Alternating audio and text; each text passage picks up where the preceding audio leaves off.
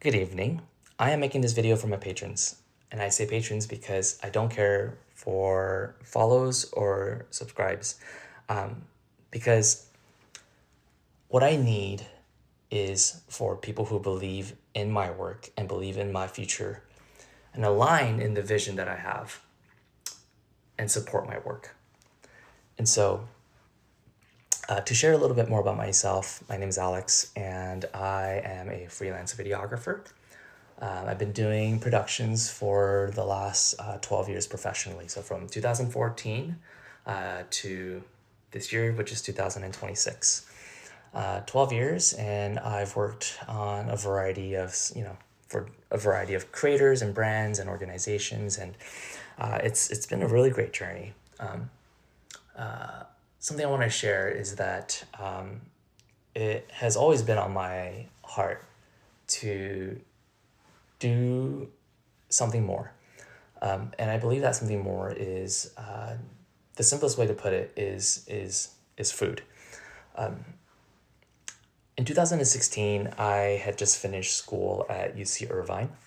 I had, gotten a degree in economics, my bachelor's in economics, and I had also studied pre-med. I had all my, STEM classes completed so that I could apply for grad schools, and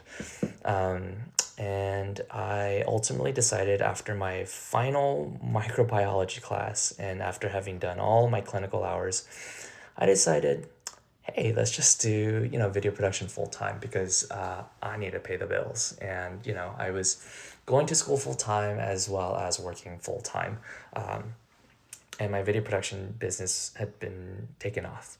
And so I decided I can always come back to this stuff later. And so I did that for about 12 years, and here I am. Yeah. I will continue to do video production. I will continue to grow this as a business. But I think as I put myself in the public and put myself online, I want to be I haven't been as vocal online, mostly to just protect my family. I didn't want me sharing any of my crazy ideas or me being very authentic and honest online to reflect poorly on my parents, because I grew up in a very conservative Korean Christian background. And if you grew up in the Korean Christian church, you might know you might know about the culture that I am talking about. And so I, for the most part, just stayed quiet because I didn't want people to think badly of my parents, because I have heard some things, some not so nice things. For example, I heard from my little brother, who is 10 years younger than me. He's currently in New York, and he told me that someone told my little brother that, like, don't end up like your big bro Alex and end up at a college like UCI, which, come on. Anyhow, I don't want to trauma dump here. I'm here to give you an update, right? And so I think we, as in me and you, where we're headed now is beyond video production. Video production, I felt, was the number one business and operation and system I had to grow, because in 2006, YouTube changed my life as a kid. I grew up without a lot of TV channels, right? Like I just had basic cable television up to like channel 25 or something. And so basically I only had Saturday morning cartoons, but the internet completely changed that. I was able to watch videos online, and before YouTube, there really wasn't much. I replayed music videos on Yahoo Music on the homepage, and I just remember watching Weezer and what was it? Green Day. Literally over and over and over again. Like literally I would come home from school, get on Yahoo Music, watch the music video, the same 5 music videos on Yahoo Music. If you were online at the time, you might know which music videos I'm talking about. But in 2006 and 2007, YouTube completely changed that. YouTube made it possible for a regular person like you or me to record a video and upload it and to share a piece of our lives.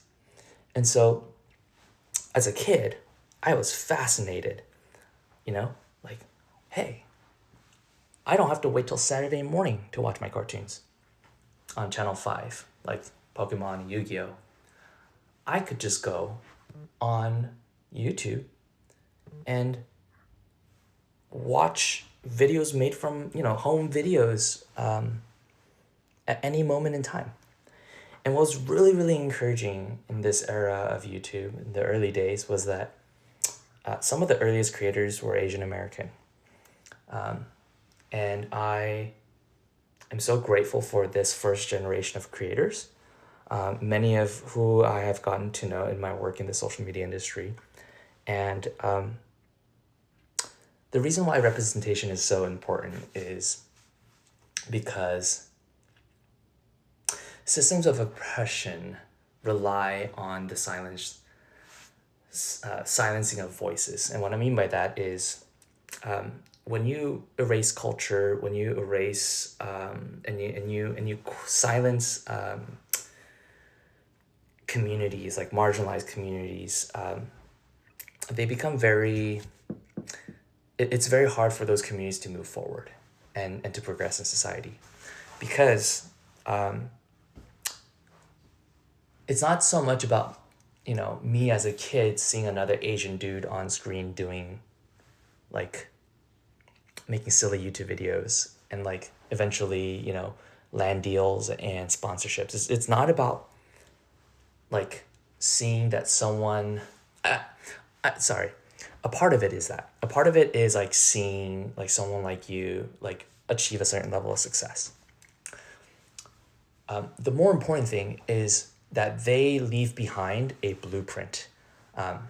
And through online content creation and documentation, what we're doing as creators and makers on the internet is we are leaving behind a blueprint for other people to see and be inspired and motivated, and we are sharing what we are creating, right? And so I didn't know all of this going into it. I just intuitively, I think I just had a sense that like, oh, YouTube will be important one day. Like here's like little middle school Alex, right?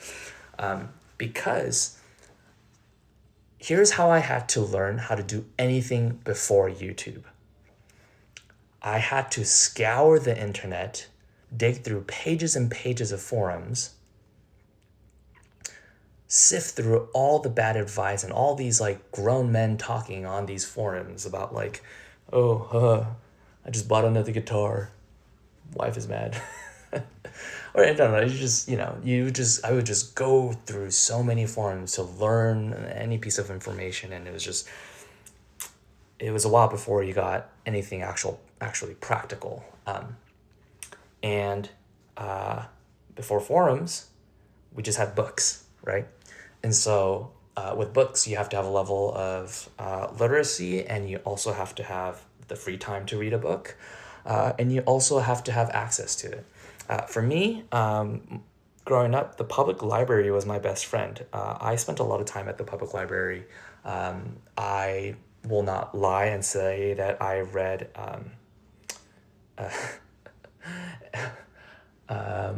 I will not lie and say that I read books that, like classic literature or like how-to and technical books. I read Garfield.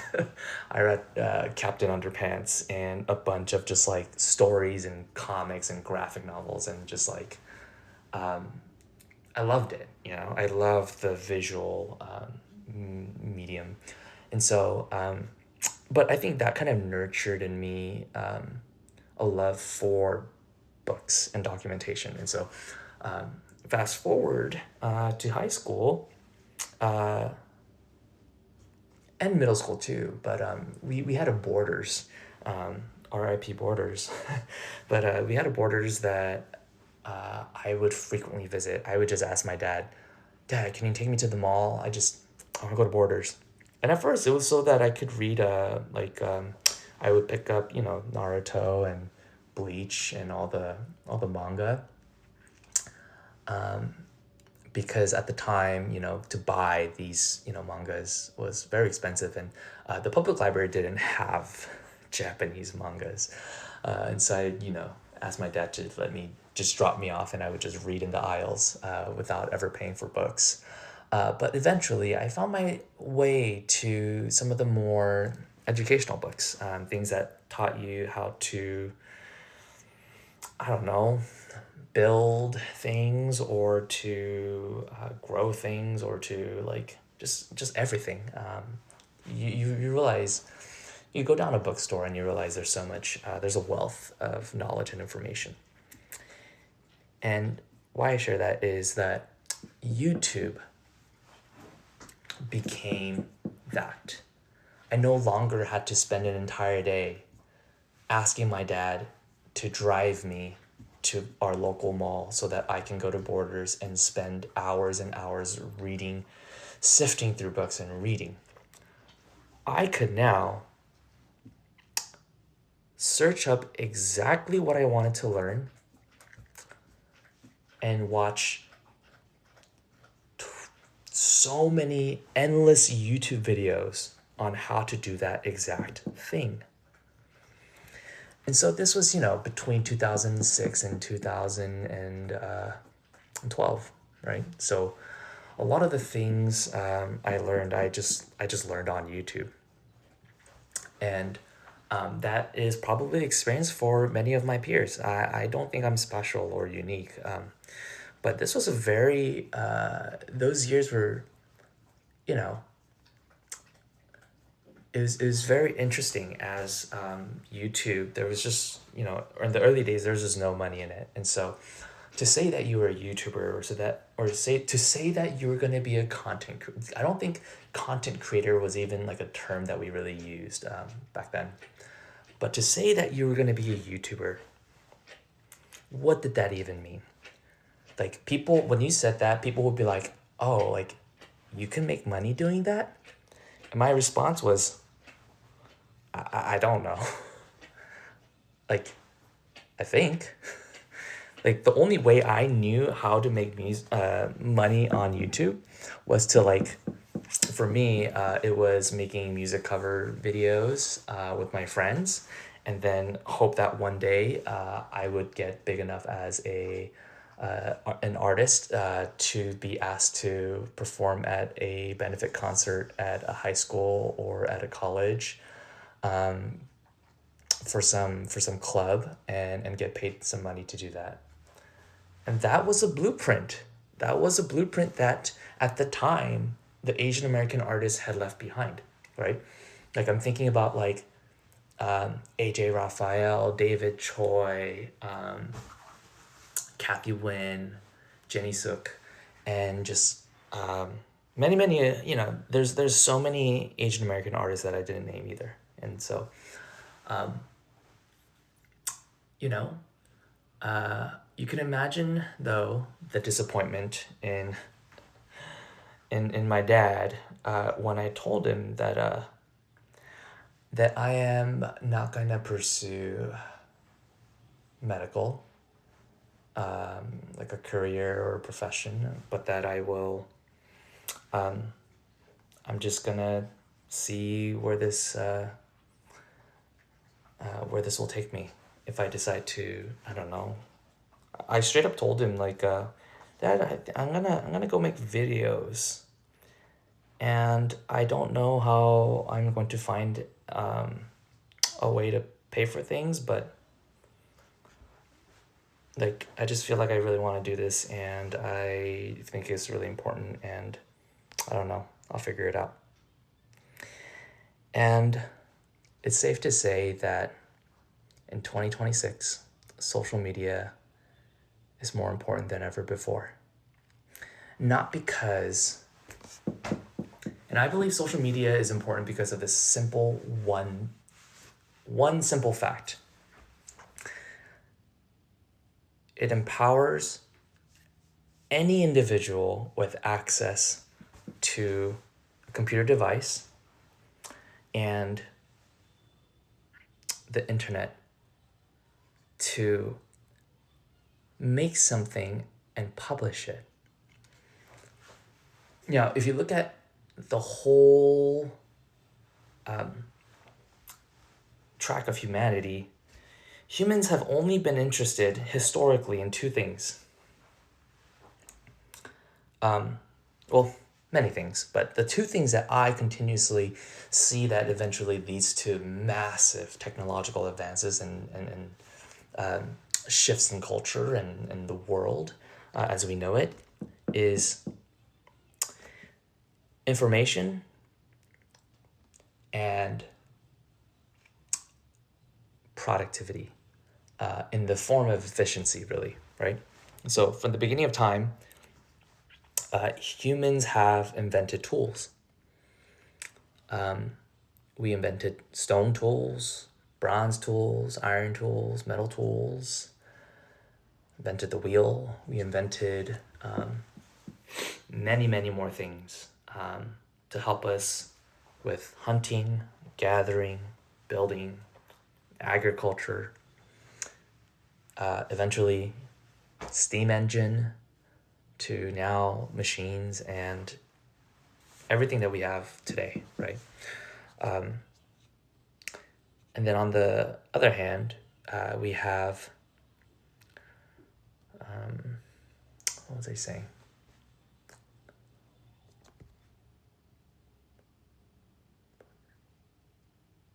I'm completely drawing a blank. What did I say earlier?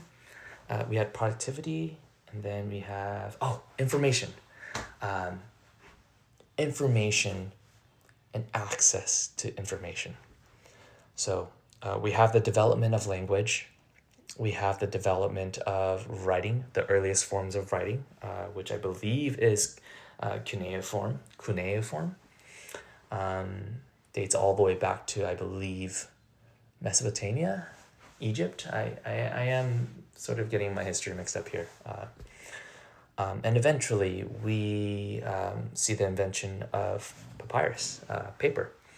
And I think before paper was maybe stone tablets, but from that, paper, ink, writing, in order to learn how to read and write, you have to have access to that source material. And because the source material was so scarce, information was gatekept, right, by the elite. And it proved to be very, very profitable, I imagine, that if you could become educated and literate, here's the thing. We take our speech and writing and our ability to communicate for granted. Can you imagine at a time where some people knew how to speak and some people literally didn't? Like, how would you write ledgers? How would you transact? How would you collect taxes? How would you write instruction manuals and pass on knowledge other than oral, right? And even, it's like, and you realize there is a massive benefit for people to gatekeep information. And I think that's why when we look at human history, the biggest advances were around information revolutions. And so we have the printing press, the Gutenberg printing press, which made the mass production of books possible. And so now, books were not limited to how many we could, write and transcribe and put together by the limited few people that understood how to read and write. it was now being produced on a machine, and printed, mass printed. And so now from there on, we have humans becoming literate. From there, fast forward to today, the internet changed access to information again. We can now, in the early days of the internet, we can send very, very simple information, I believe, before emails were even a thing. And eventually emails become this sort of like container for like a written message, and you can send it. And then we have like AOL, AIM, instant messaging, which becomes like real-time communication. And as computers and mobile devices grew in processing power, as we, this then goes into, like the development of like semiconductors and computer science, and just like all of the different components becoming more, affordable. And now we have basically supercomputers in our pockets that and the reason why telecommunications is really important, if you kind of look at the sort of the bridge between excuse me, the bridge between 3G to 4G to what we now have at 5G. Between 3G and 4G was a massive leap, because over 4G you could send just way more information. And so on 3G, it took so long to like load pages, and you would have these like small phones with like really, really small screens, and like it would be really hard to see anything, right? The processing power was not good. The battery life was not good.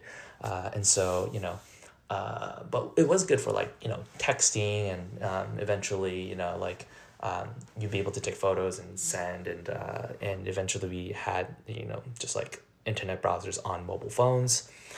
But then 4G really changed a lot, because 4G wireless telecommunication allowed for much more data to be shared and sent. And what this enables is cloud infrastructure.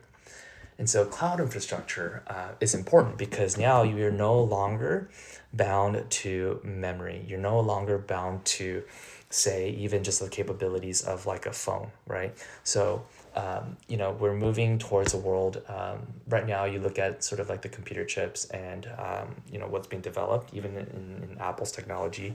It's a lot of ARM technology and architecture, right? And so we're having devices become simpler and more, everything on just like a chip. Gosh, I'm getting so off track here, aren't I? But hopefully this is, interesting for you. This is all the research and knowledge that informs my work, which is why I'm sharing it and why I think it's relevant. And so mobile devices, wireless telecommunication, cloud infrastructure. Why this is so revolutionary is that you're no longer, the digital age and the digital revolution is really about creating a whole new world in the digital, like through like digitization, right? In the physical human, in the physical real world, we are limited to like matter and time and space, and like, in order to have like a software on my phone, I need it to be able to run at a certain level of processing, right? Any gamer will know this. Like you upgrade computers all the time because, you need a new graphics card, or you need a new processor, because the latest games require more power, more processing power. But if we can get latency so like near zero that it is negligible, and that we can have wireless networking capabilities basically anywhere you go. All you would really need is a screen and like a chip to play basically a live stream. And I believe we're probably already there. I don't think that technology is, widely adopted, but I'm sure it's already available. I hear about other places in the world that already has like public Wi-Fi that's like insanely fast. Now, where I'm going with this is that it is massively important for people, especially those who are BIPOC, Black, Indigenous, and any person of color, to understand that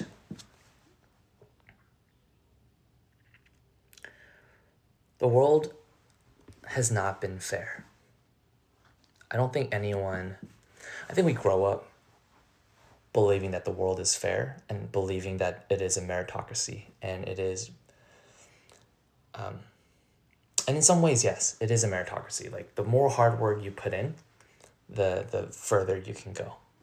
I believe that because my grandparents, my parents, and even I would say me and my wife, and many of my colleagues are testaments to the existence of a meritocracy.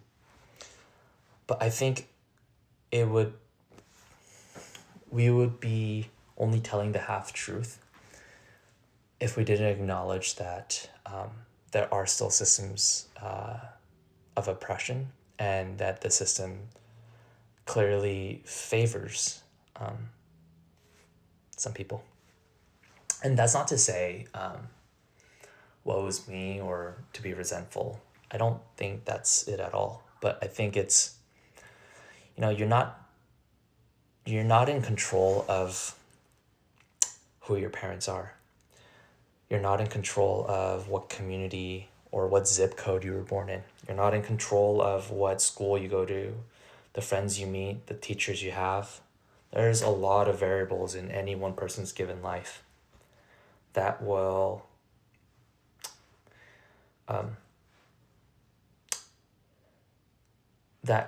massively influence how you turn out to be as you grow up as a child, as you grow into your adolescence. And I believe that people that come from BIPOC communities, and in my studies, women in particular, are the most disadvantaged. And these are the people who have shouldered and taken on the most burden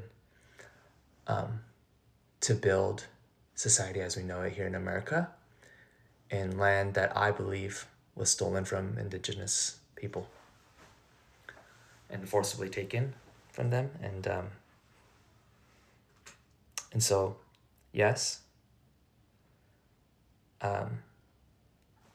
capitalism is good, and in the sense that like it creates opportunity for anyone who wants to build something.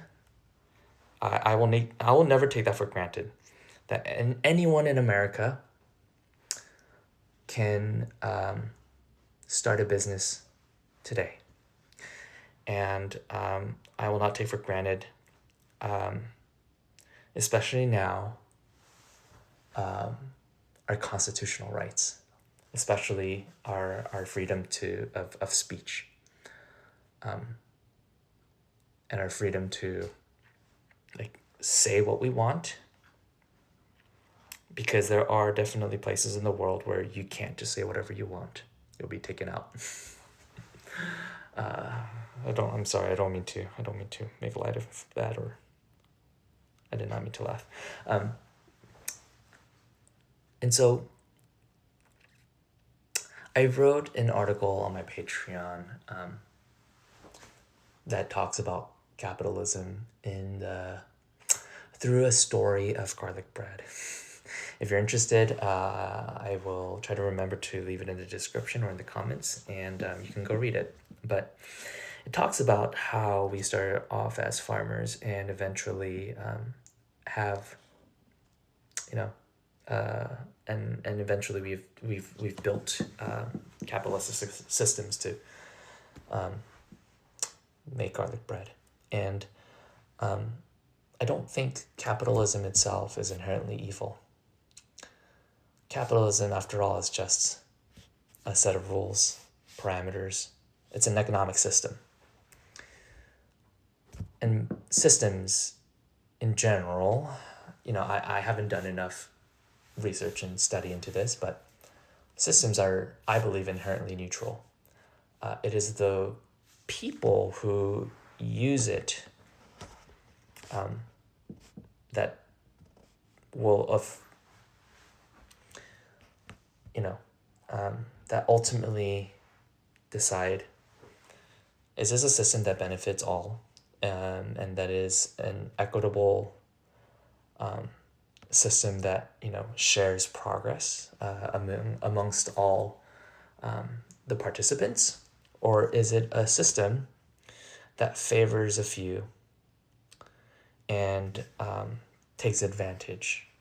And I think in the worst case scenario, not only takes advantage but removes agency from people. America has had a long history of, I believe, hurting, and not just hurting, but killing and enslaving and abusing marginalized communities. And I think this is all the stuff that I wanted to share in the lecture I was invited to give as a part of at a spiritual institution, about why it's important to publish and to speak up and to become knowledgeable on social media as a person of color. And it is because this is how you find your tribe. Before, our tribes were limited to people around us that were, we were born near, and in our local village, right? Geographical boundaries. But the internet removes that. Some of my closest friends, some of the people who call my bros and I just spend so much time with, and I share, what I'm going through in my life. My best friend is someone that I met in second grade. His name is Josh. And I love that guy. And but not everybody's like Josh, right? And throughout school, I met a lot of people that were not great people. And even like people that are good, they may not see life in the way that I see it. But fast forward through social media and the internet, I was able to connect with a handful of people that live up in Washington that I love them. They're such good people, and I can relate to them. There's some people up in Canada that I have gotten to chat with, and good people. And it makes me realize that when I talk to these people, I can relate to them, and it almost feels like talking to a friend you've known for so long, because there's a level of I think people call it kindred spirits, but I just believe, I don't know, maybe we had the similar experiences growing up, and whatever it is about our environments and our biology and our upbringing, we were shaped to adopt certain beliefs about the world. And so going back to the whole point about social media is how you find your tribe in the future. And this is important because finding your tribe will be what unlocks I think, resourcing for a lot of communities.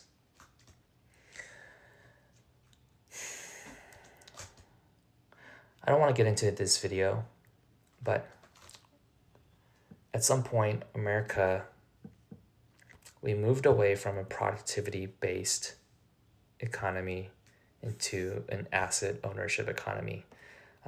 Some people call it a renter's economy. And it's very clear now for anyone in my generation and younger how improbable it is to own a bunch of assets, you know? For many amongst the... okay, sorry. I said I was going to get into this we'll get into it in a different video, but with that said, yes, you can work hard to achieve a certain level of success, but it will never amount to the level of success that you can have if you were born into a family that owns a lot of assets, that owns property, that owns investments and stocks and a portfolio. And these are the people who I believe as a society we celebrate their individual success. And I have been questioning that. I've questioned that my entire life. Because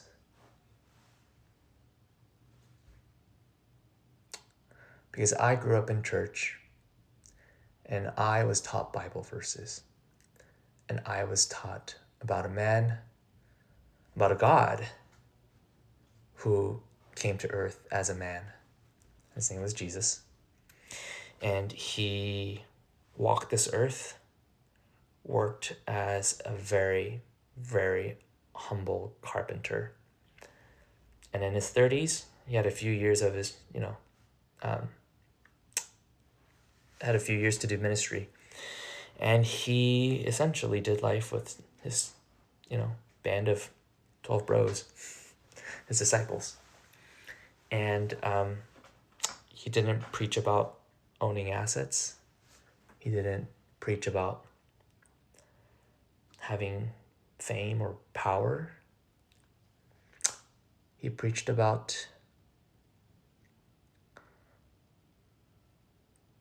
taking care of the sick, taking care of the orphans and the widows, and he taught about loving your neighbor. And that resonated with me. That resonated with me so much to the point that that's all I wanted to do, is make a difference in my local community and to just, at least to the people that are put in my life, that I'm surrounded by, to be a positive influence and to serve. Okay, so that brings me to where I am today, which is I am really conflicted with the world that I see today. But I'm hopeful because of the environment that we live in today. It really does feel like in this year, 2026, the foundation and the groundwork, and for anyone who has been preparing for the last decade, it really feels like 2026 is a year of awakening. As people speak up, and as people start to say, what we're seeing happen in our nation, in our country, is this is enough. Like this is beyond. We should have dealt with this a long time ago.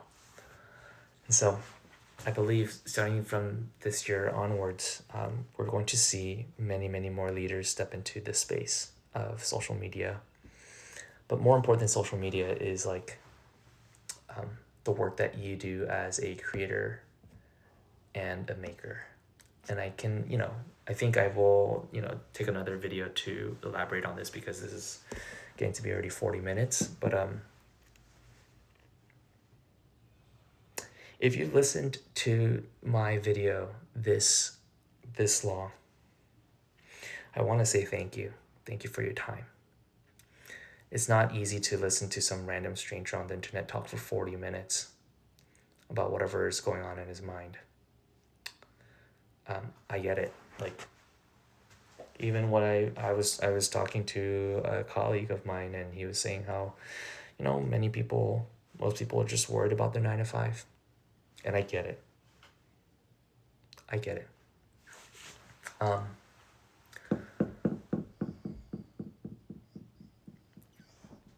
But silence and inaction is the best friend of oppression. That's what I believe. And I don't think that I don't think the first step is even necessarily to take a bunch of action and change things and destroy, the system and like start over fresh. I think the first step is simply raising questions. I think when we look at some of the greatest thinkers of our, we think back to philosophers in Greece, and they were called lunatics and heretics by the Roman capital, who wanted to maintain control over the Mediterranean region. And the Greek philosophers, they started, I think, very simple. They just started to question the status quo. They started to question, hey, is what we're doing fair? Is what we're doing equitable? And perhaps is there a better way to do it? And I think that's where we are now. I think we are, as a nation, and I can't speak to too many people beyond America, because my knowledge is limited to my experience here in Southern California. And even just my experience is limited to the people that I've met and know and are relatively, most of them are in a similar socioeconomic class as me. So I think the first step is not necessarily unification of perspectives, but unification of efforts. And I think varied perspectives and is a beautiful thing. Again, again, I don't want to get too religious or spiritual here, but I guess I'll do it, because these are beautiful images that have been taught to me ever since I was a kid. But the image of heaven that is described to me, that was taught to me by my, by the Bible, was that heaven is diverse, and people and angels of all shapes and sizes and colors, and I don't even know. I don't even know who even have like a physical manifestation up there, or even, I don't know if even heaven is even real.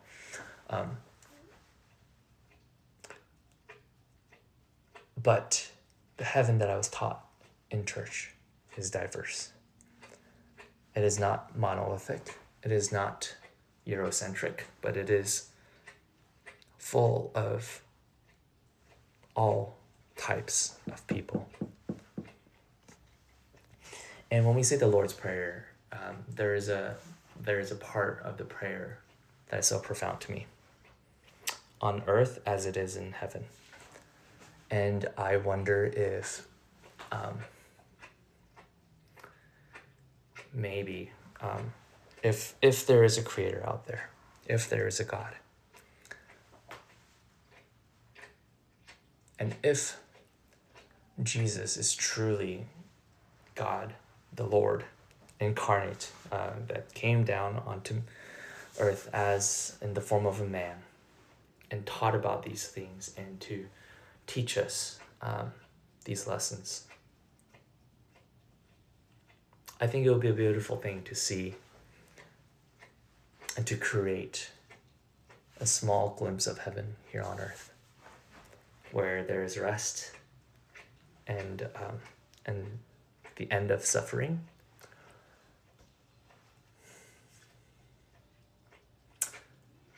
And I have had people tell me that, like, no, like the it's an imperfect world and the suffering will end when you go to heaven, when Jesus comes, like it says in Revelations, the second coming.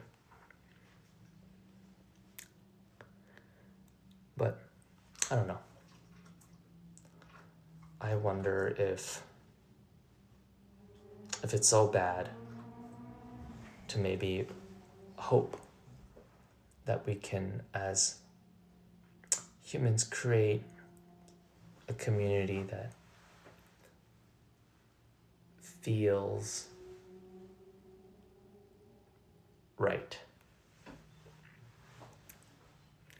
and that we can take care of the sick and the poor and the hungry, and I don't know. We clearly have the money to do it.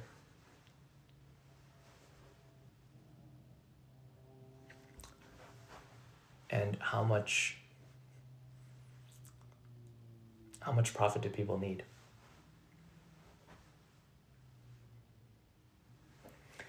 Okay, so I'm sorry that was a long conversation, long talk.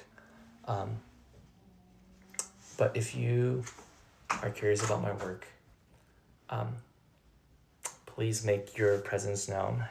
You can send me a message, you could comment, you could, whatever floats your boat. Maybe I'll even set up a PO box or a phone number that you can text if you want to get in touch. But I think this is the beginning of a new chapter for me. And in this next decade, I'm interested in applying everything that I've learned in the last decade.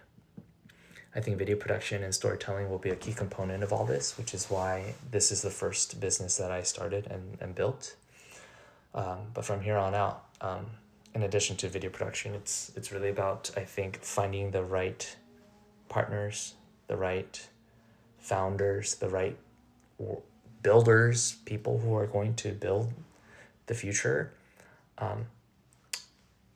And if you've been blessed in your life, I am not asking for a donation. I am asking you to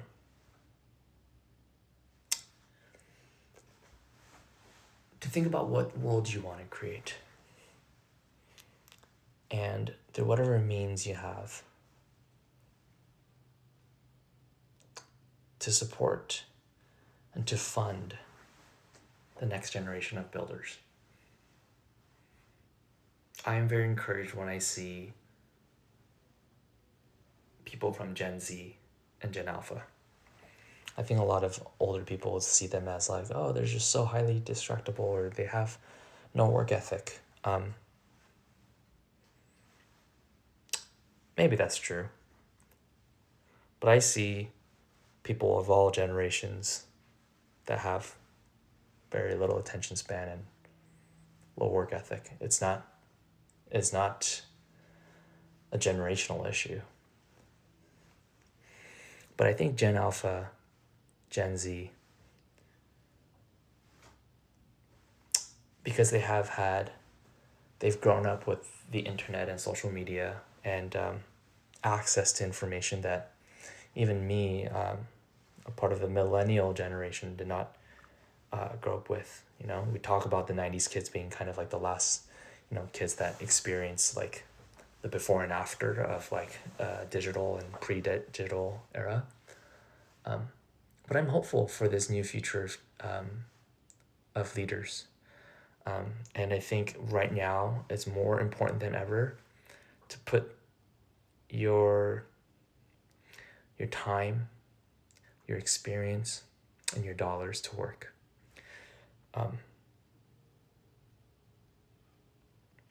Because the future will not create itself, at least not the one that I envision. The future is created, is built by those who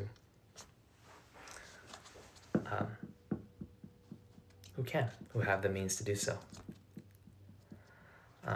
Anyhow, that's all I'll share for today. I am working on, I'm continuing the documentation. I am publishing. My publication is called Working Notes, and it's on Patreon. And so if you'd like to support my work, I have a free membership, which anyone is welcome to join. And then I have a paid membership, and I have it limited to 1,000 people because it's important for me that that anyone who buys into this work is hold on. Yeah, is it different?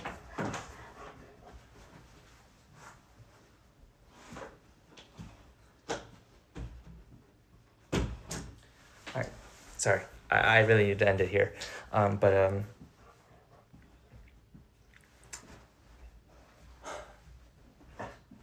I've kept it at 1,000 members because I want to develop some level of relationship with each one of my patrons. And I don't know if we'll even get to 1,000 members. That's not the point, but I think my work over the next decade is really in continuing my research and my learning and to continue being a student of life. But I truly believe that it is my time to lead and to create and to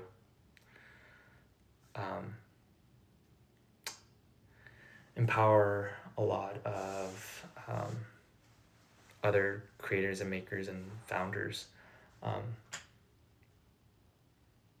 who are in their 20s right now building.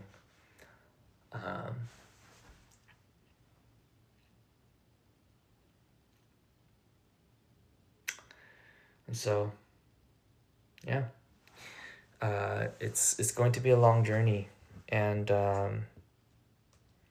I have been, to be honest, I started recording myself talking about these things in 2020, maybe even before that, maybe even before the pandemic, but the pandemic is when I had a lot of time to actually sit down and really get into it, but a lot of that will go unpublished because those are my early thoughts.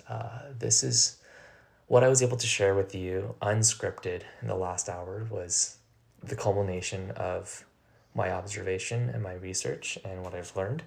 And you are getting very much a surface level of my understanding of the world. The institutions that we have today, healthcare, education, and the systems that distribute the essentials of food and shelter and clothing and anything that any just basic human need, all of that is about to get completely disrupted. If it hasn't been disrupted already, it's only a matter of time before it is disrupted, because it is more possible than ever before for anyone to decide they want to start a company or to start a business or to start something and learn how to make things or learn information and tell stories. And the two categories I really believe in creating this new future of the creator economy is creators who are storytellers and makers who are builders and inventors. This, I believe, is the next we are going through, I believe, a renaissance. One that is even more, I think, will be even more profound than the Renaissance that we think of. We think of people like Leonardo da Vinci and Michelangelo, and they were known for their sculptures and their paintings, but there were a lot of things. And I believe that the world today will once again, it will reward the generalist. It will, yeah. And I think the generalists and those who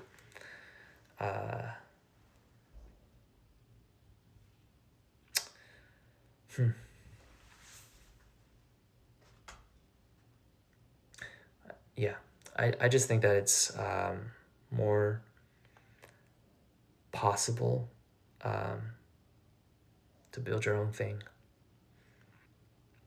And that, I think, is the beautiful part of capitalism, is that if you have a vision, if you can see it, if you can articulate your ideas, if you can get enough people on board, you can build it through sheer effort, time, grit, resilience. And I think that's why it's important to celebrate individuals, because we are all special, we are all unique, and we are all gifted in many ways, and we're all very individually important. But no one individual is more important than the collective. No one individual is more valuable or important than another individual. Our society does not reflect that. And I'm on a mission to change that.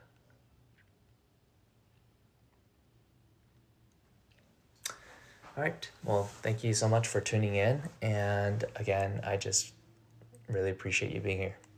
Thank you. Thank you for giving me your attention, and thank you for your consideration. And if you decide to support my work, I think right now Patreon is the best way to do it, because that is where I will be writing. But YouTube is where I will also continue to do long form like this. And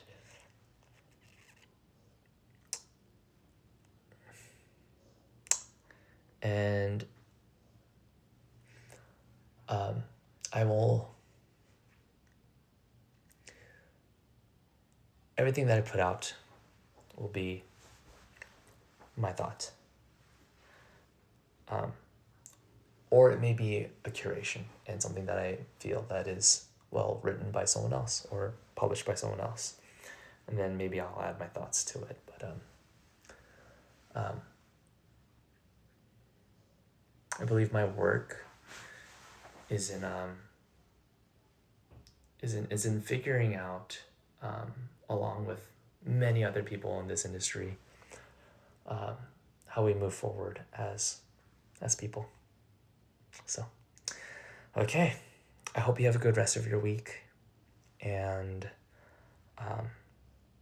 be well, be healthy. I'll see you on the next one.